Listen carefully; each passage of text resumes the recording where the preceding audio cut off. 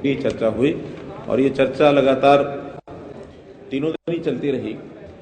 तो पहले दिन इस सारे की ठीक से इंक्वायरी करने के लिए एक सहमति बनी थी कि एक सिटिंग जज से इंक्वायरी की जाए हाई कोर्ट के, लेकिन बाद में कुछ सदस्यों के द्वारा एक सुझाव आया कि हमको विधानसभा के अंदर का विषय ये हाई कोर्ट के सिटिंग जज से नहीं कराना चाहिए, आज तक की कभी परंपरा भी नहीं है।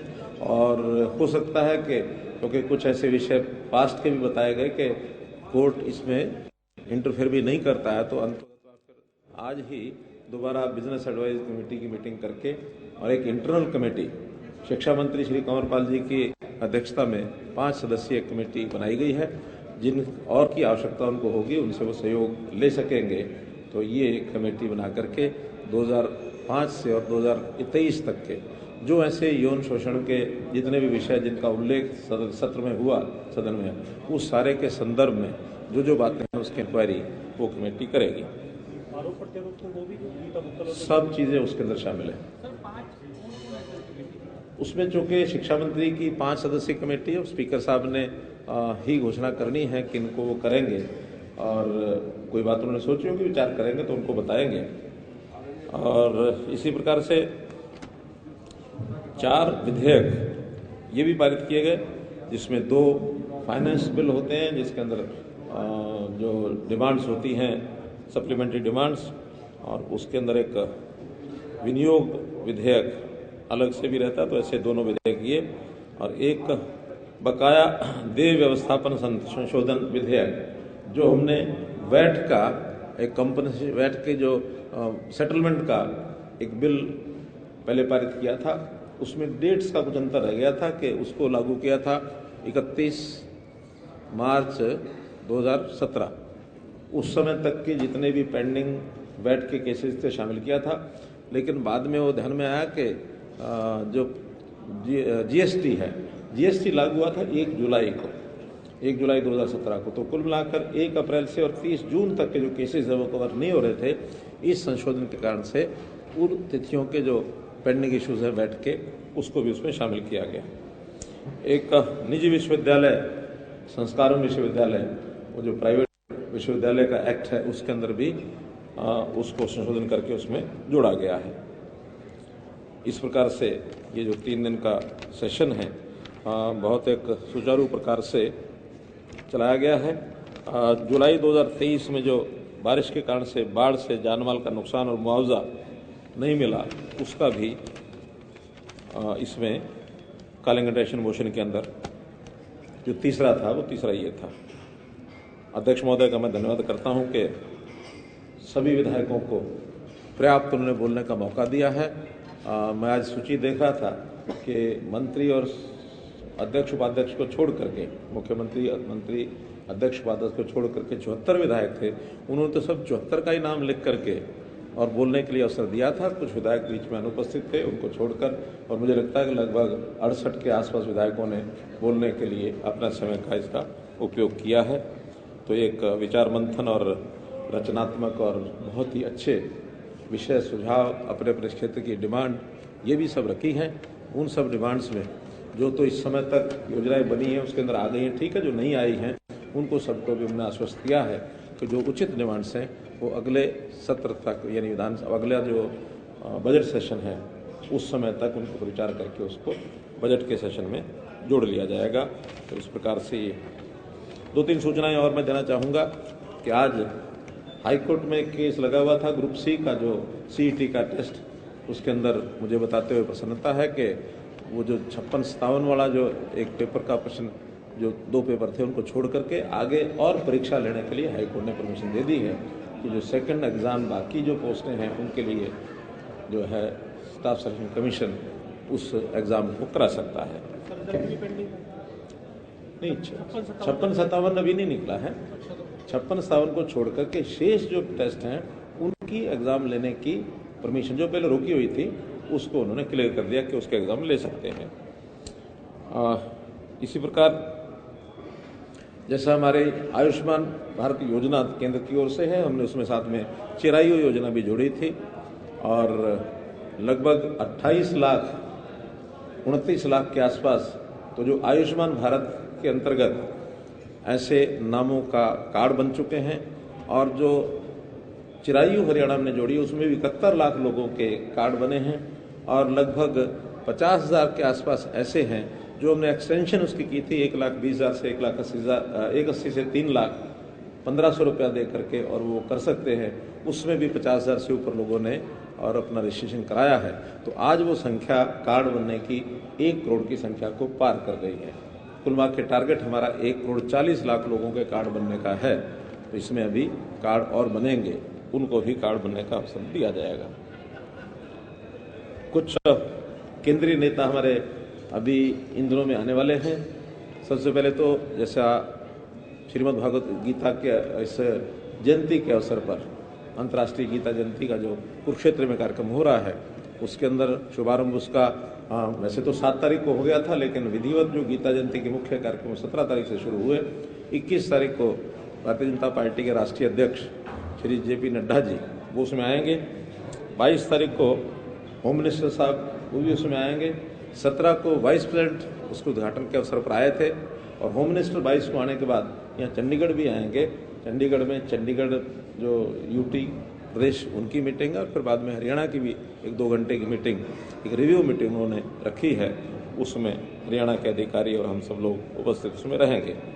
ऐसे ही 23 तारीख को जो कार्यक्रम समापन का है उसमें आसाम के मुख्यमंत्री और मैं स्वयं हम लोग उस कार्यक्रम में रहेंगे। अन्य भी कुछ संत जहाँ समाज के लोग और अन्य प्रमुख लोग भी उस दिन आने वाले शामिल होने वाले। और मैंने 28 तारीख का बताया ही था कि SYA को लेकर के एक मीटिंग ट्राईपार्टाइट जिसको कहते हैं उसमें केंद्रीय हमारे मंत्री श्री शेखावत जी और पंजाब के मुख्यमंत्री, हरियाणा मुख्यमंत्री ऐसा करके एक सूचना है कि उसमें कुछ दिनों मीटिंग करेंगे और उस विषय को जो पेंडिंग है उसको आगे बढ़ाएंगे। तो इतने विषय आपकी जानकारी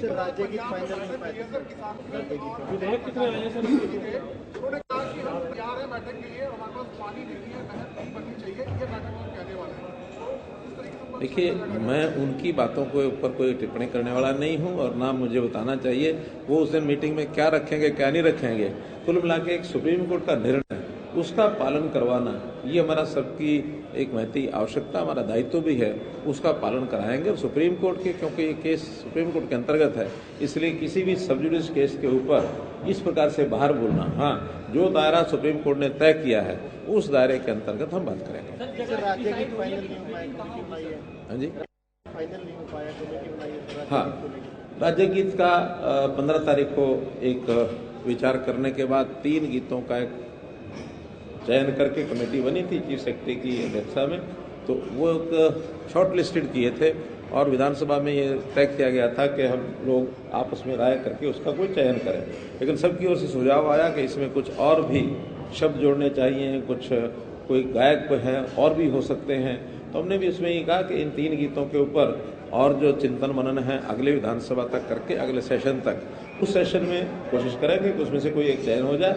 नया कोई आएगा उस पर भी विचार करने में आपत्ति नहीं है, क्योंकि पहली बार 14 प्रदेश देश के ऐसे हैं जिन्होंने अपना अपना राज्य गीत बनाया हुआ है।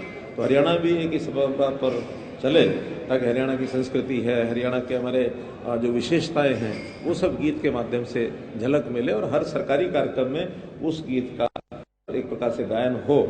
इसलिए उस गीत को चयन करके फाइनल करना है।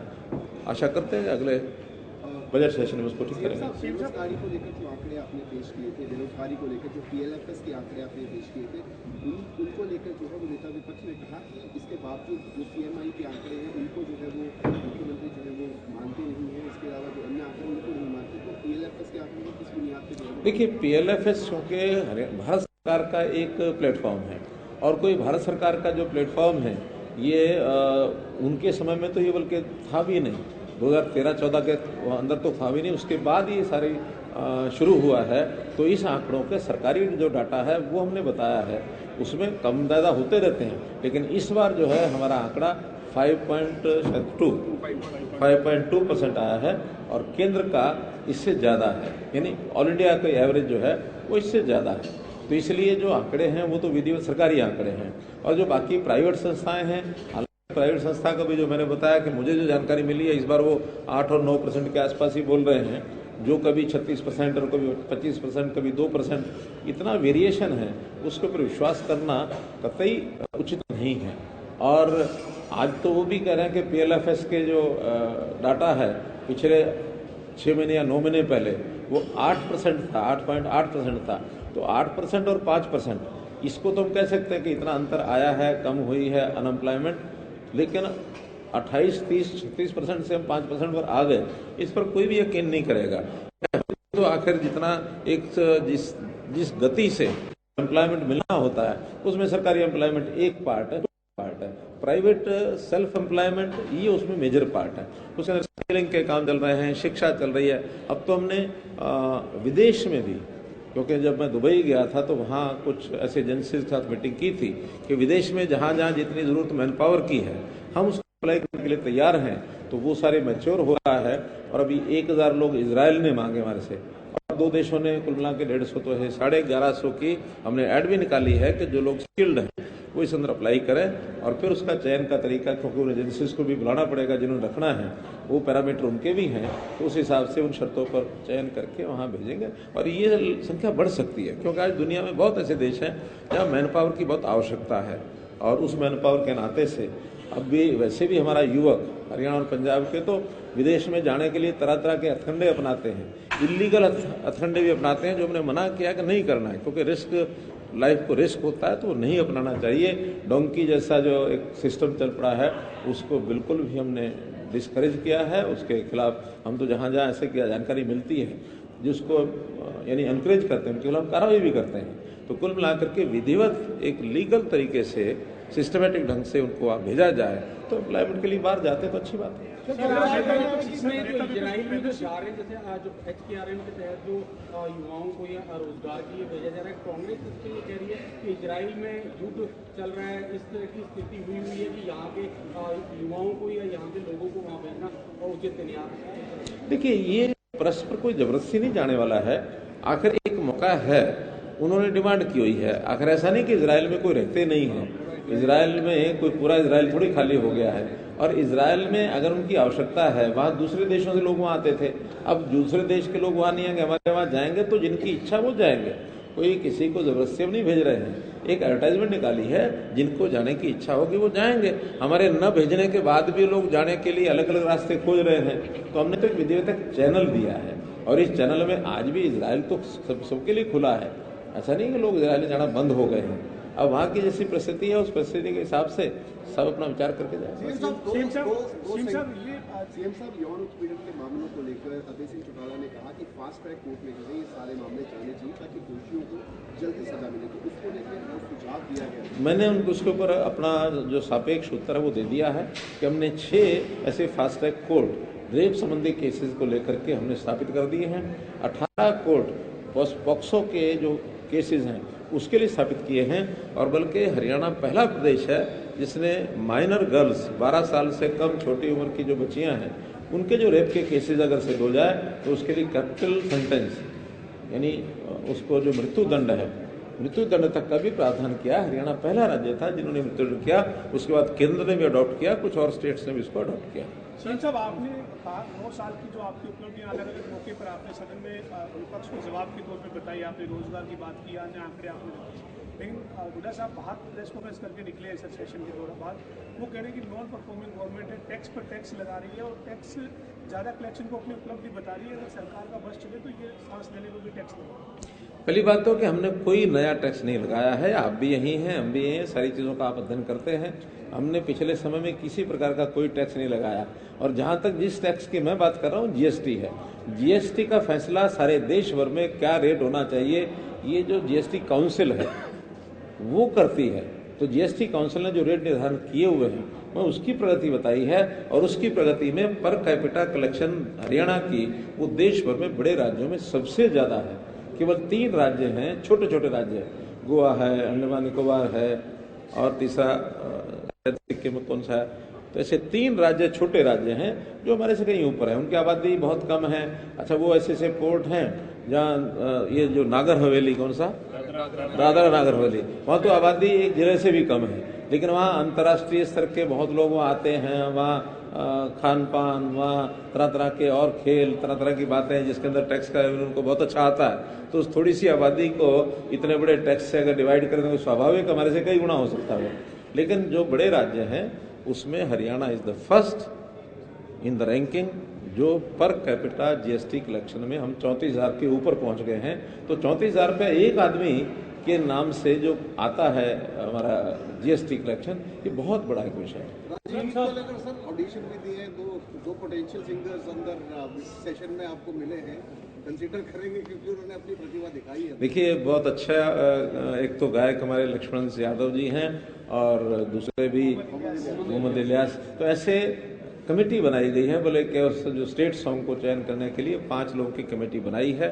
उस कमेटी में लक्ष्मण सिंह यादव जो है उसके चेयरमैन हैं, और वो जो भी कोई सुझाव हम में से भी कुछ सुझाव देना चाहते दे सकते हैं। और अगर कोई आप लोगों में से अच्छा सिंगर हो तो मैं सिफारिश कर दूंगा कि उसको मेंबर को बना लिया जाए, ताकि कोई अच्छा योगदान करने के लिए को आगे आए तो बहुत बहुत धन्यवाद होगा। आपने सीएम साहब आपने बात की ग्रुप 57 और 56-57 का जो रिजल्ट है वो भी पेंडिंग है, उसको लेकर के क्या अभी पैंतीस होगी। दूसरा, ये जो बाकी ग्रुप्स के जो पेपर कराने की जो इजाजत मिली है, क्या इनका भी रिजल्ट घोषित कर पाएंगे या हाईकोर्ट ने 56-57 की तरह ही शर्त लगा? नहीं, कोई शर्त नहीं है, कोई शर्त नहीं है।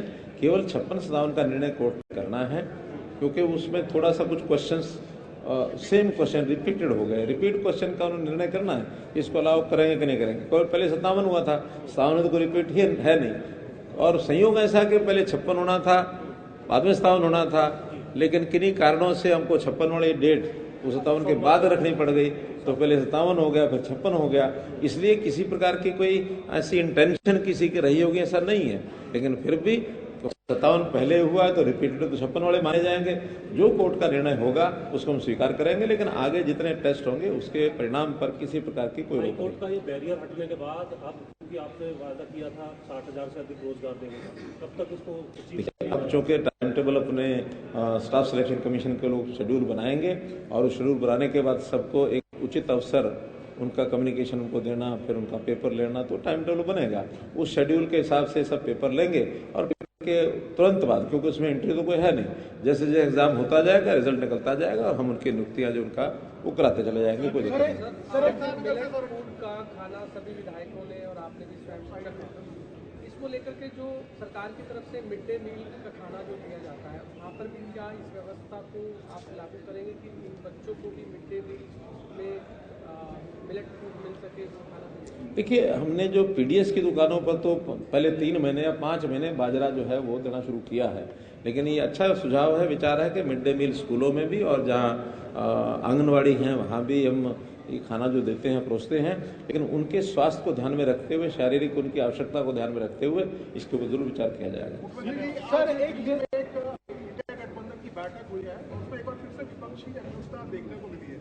चर्चा उसमें चली कि दलित प्रधानमंत्री बनाया जाए अगले चुनाव में, और मल्लिकार्जुन खड़गे के नाम पर चर्चा हुई है, हालांकि औपचारिक रूप में ऐलान नहीं किया है।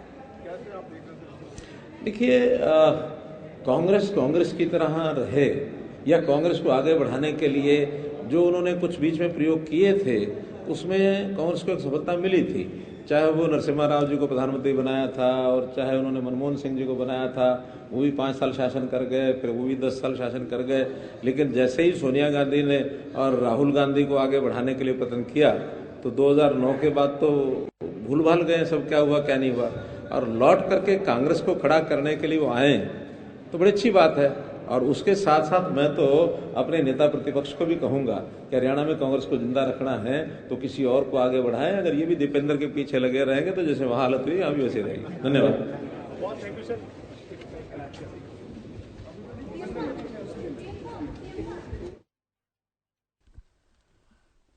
तो इस वक्त की बड़ी खबर, अनिश्चितकाल के लिए विधानसभा की कार्यवाही स्थगित। आपको बता दें 3 दिनों का यह सत्र रहा, आज अंतिम दिन। अब अनिश्चितकाल के लिए कार्यवाही को स्थगित कर दिया गया है।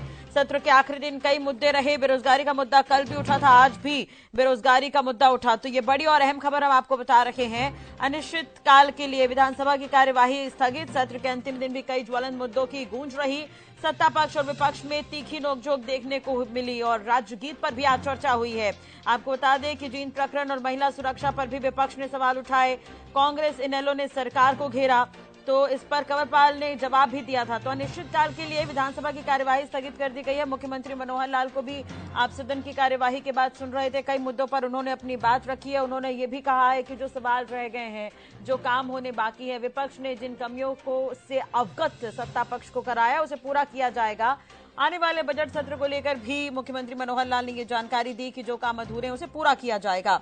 इसके अलावा आपको ये भी बता दें कि जहरीली शराब मामले पर भी आज बहस हुई है। इसके अलावा आज सदन में रोजगार के मुद्दे को लेकर भी बहस देखने को मिली है। तो ये बड़ी और अहम खबर आपको बता दें। बेरोजगारी पर मुख्यमंत्री मनोहर लाल ने यह भी कहा, हालांकि पीएलएफएस की रिपोर्ट आई है, बेरोजगारी दर में काफी सुधार हुआ है। प्रेस कॉन्फ्रेंस में भी सीएम कहते हुए नजर आए कि 2014 की अपेक्षा अब काफी सुधार है।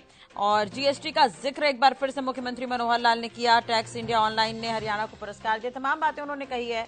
उचाना को लेकर भी कहा कि उचाना में सहमति बनी है, एक इंटरनल कमेटी बनाई गई है।